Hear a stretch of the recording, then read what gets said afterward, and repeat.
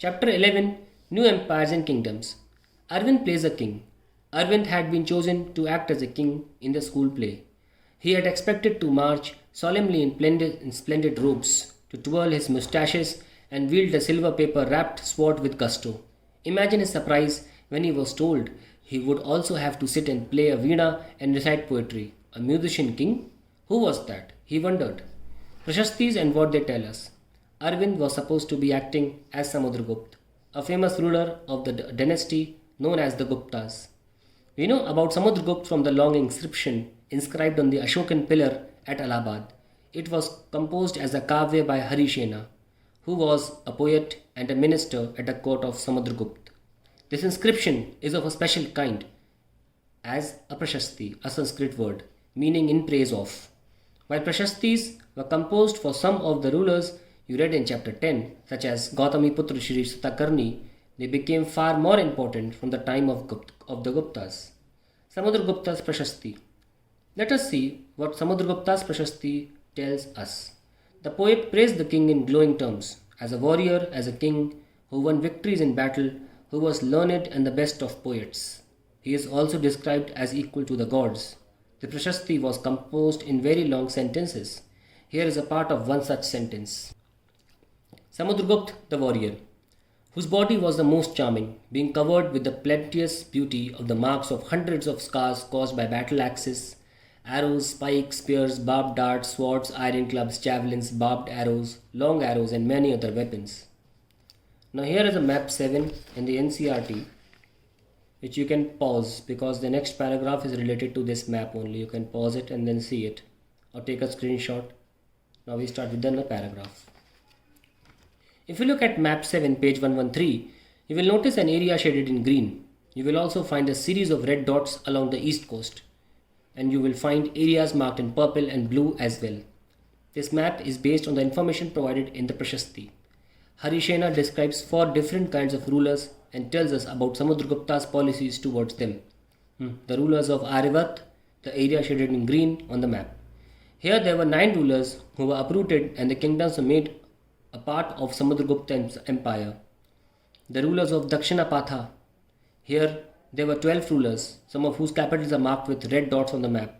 They surrendered to Samudragupta after being defeated, and he then allowed them to rule again. The inner circle of neighboring states, including Assam, coastal Bengal, Nepal, and a number of Ganasangs in the northwest, marked in purple on the map. They brought tribute, followed his orders, and attended his court. Fourth, the rulers of the outlying areas marked in blue on the map, perhaps the descendants of the Kushanas and the Shakas, and the ruler of Sri Lanka, who submitted to him and offered daughters in marriage. Genealogies. Most Prashastis also mention the ancestors of the rulers. This one mentions Samudragupta's great-grandfather, grandfather, father and mother. His mother, Kumara Devi, belonged to the Licchavigan, while his father, Chandragupta, was the first ruler of the Gupta dynasty to adopt a grand title of Maharaj Adhiraja, a title that Samudragupta also used. His great-grandfather and grandfather are mentioned simply as Maharajas.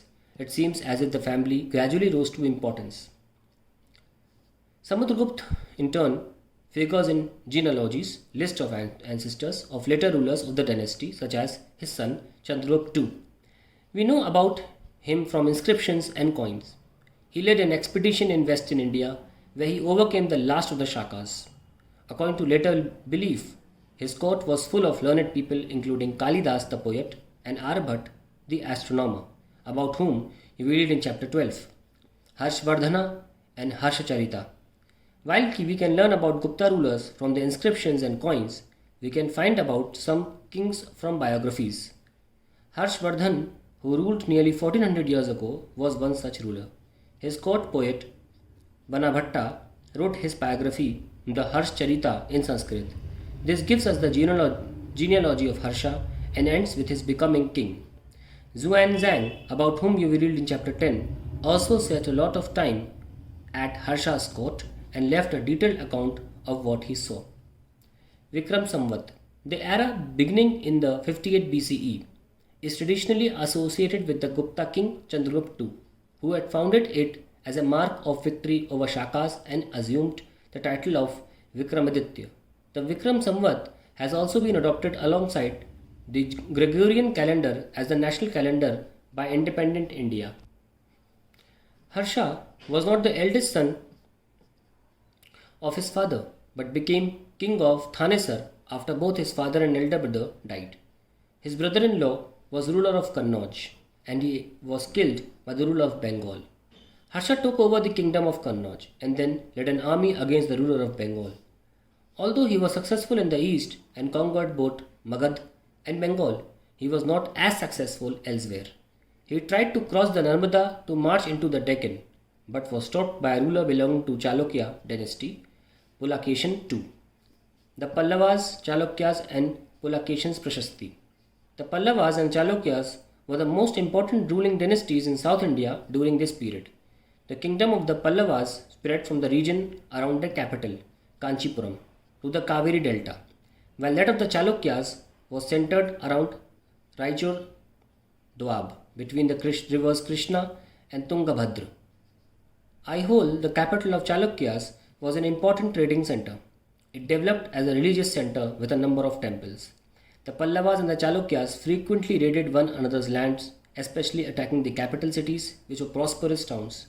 The best known Chalukya ruler was Pulakeshin II. We know about him from a Prashasti composed by his court poet Ravi Kirti. This tells us about his ancestors who were tracked back through 4 generations from father to son. Pulakeshin evidently got the kingdom from his uncle. According to Ravi Kirti, he led expeditions along both west and east coasts. Besides, he checked the advance of Harsha. There is an interesting play of words in the poem. Harsha means happiness. The poet says that after this defeat, Harsha was no longer Harsha. Pulakeshin also attacked the Pallava king who took shelter behind the walls of Kanchipuram. But the Chalukya victory was short-lived. Ultimately, both the Pallavas and Chalukyas gave way to new rulers belonging to the Rashtrakuta and Chola dynasties, about which you will study in class 7th. How were these kingdoms administered? As in the case of earlier kings, land revenue remained important for these rulers, and the village remained the basic unit of administration. There were some new developments as well. Kings adopted a number of steps to win the support of men who were powerful, either economically or socially or because of their political and military strength. For instance, some important administrative posts were now hereditary. This means that sons succeeded fathers to these posts. For example, the poet Harisena was a Mahadand Nayaka or chief judicial officer like his father. Sometimes one person held many offices. For instance, besides being a Mahadanda Nayaka, Harisena was a Kumar Amatya, meaning an important minister, and a Sandhi Vigrahika, meaning a minister of war and peace. Besides, important men probably had a say in local administration. These included the Nagara Shreshthi or the chief banker or merchant of the city, the Sarthavaha or the leader of the merchant caravans, the Pratham Kulika or the chief craftsman, and the head of the Kayasthas or scribes. These policies were reasonably effective, but sooner or later, some of the powerful men grew strong enough to set up independent kingdoms, a new kind of army. Like earlier rulers, some of these kings maintained a well-organized army with elephants, chariots, cavalry and foot soldiers. Besides, there were military leaders who provided the king with troops whenever he needed them. They were not paid regular salaries. Instead, some of them received grants of land. They collected revenue from the land and used this to maintain soldiers and horses and provide equipment for warfare. These men were known as Samantas. Whenever the ruler was weak, Samantas tried to become independent. Assemblies in southern kingdoms. The inscriptions of the Pallavas mention a number of local assemblies. These included the Sabha, which was an assembly of Brahmin landowners. This assembly functioned through subcommittees which looked after irrigation, agricultural operations, making roads, local temples, etc. The Ur was a village assembly found in areas where landowners were not Brahmins, and the Nagaram was an organization of merchants. It is likely that these assemblies were controlled by rich and powerful landowners and merchants. Many of these assemblies continue to function for centuries. Ordinary people in the kingdom. We can catch an occasional glimpse of the lives of ordinary people from plays and other accounts. Let us look at some of these.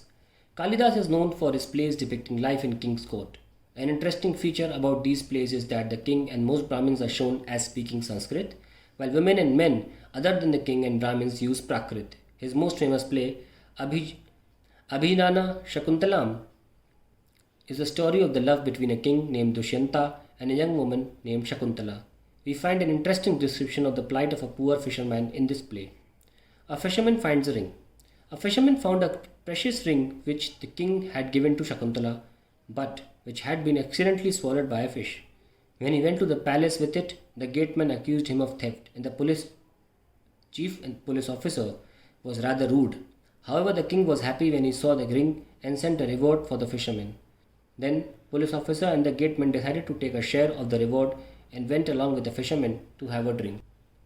The Chinese pilgrim Fa Zian noticed the plight of those who were treated as untouchables by the high and mighty. They were expected to live on the outskirts of the city. He writes, if such a man enters a town or a marketplace, he strikes a piece of wood in order to keep himself separate. People hearing this sound knows what it means and avoid touching him or brushing against him.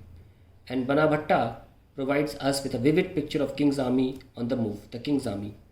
The king traveled with an enormous amount of equipments. Apart from weapons, there were things of daily use such as pots, pans, furniture, golden footstools, food, including animals such as goat, deer, rabbits, vegetables, spices carried on carts or loaded onto pack animals such as camels and elephants. This huge army was accompanied by musicians beating drums and other playing horns and trumpets. Villagers had to provide hospitality along the way. They came with gifts of curds, gur, which is good, and flowers, and provided fodder for the animals. They also tried to meet the king and placed their complaints and petitions before him. The army left a trail of destruction behind. Elephants often trampled round the huts of villages, and oxen yoked to caravans of merchants ran away, scared by the tumult. As Banavatta says, the whole world was swallowed up in dust.